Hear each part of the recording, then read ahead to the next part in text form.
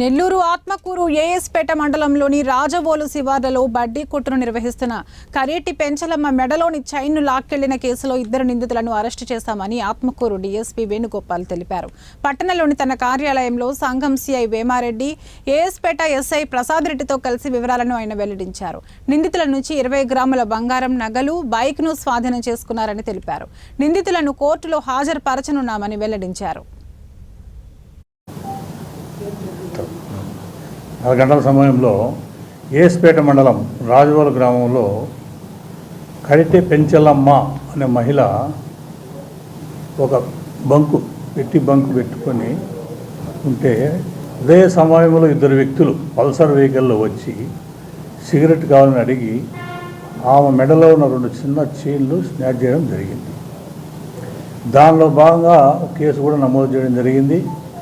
Immediately మా SI గారు, మా సిఐ వేమారెడ్డి గారు ఇద్దరు కూడా దర్యాప్తు ముమ్మరం చేసి ఈ దినం 9 గంటల సమయంలో ఉదయం దొంగతనం చేసిన 2 వ్యక్తులు మోటార్ సైకిల్ వస్తుంటే వాళ్ళని పట్టుకొని విచారించి వాళ్ళ దగ్గర దొంగతనం చేసిన సొమ్ములు రికవరీ చేయడం జరిగింది. వాళ్ళ పేర్లు బద్దపూడి నాగేంద్ర, ఇంకొక వ్యక్తి మొగిలికుండ్ల రాజశేఖర్, ఇద్దరు అంటే పల్సర్ వెహికల్ వచ్చిన ఇద్దరు కూడా వాళ్ళిద్దరిని ఈరోజు అరెస్ట్ చేసి దొంగతనమైన సొమ్మును రికవరీ చేయడం జరిగింది. ఈ కేసులో ముఖ్యంగా మా సిఐ గారు వేమారెడ్డి, ఎస్ఐ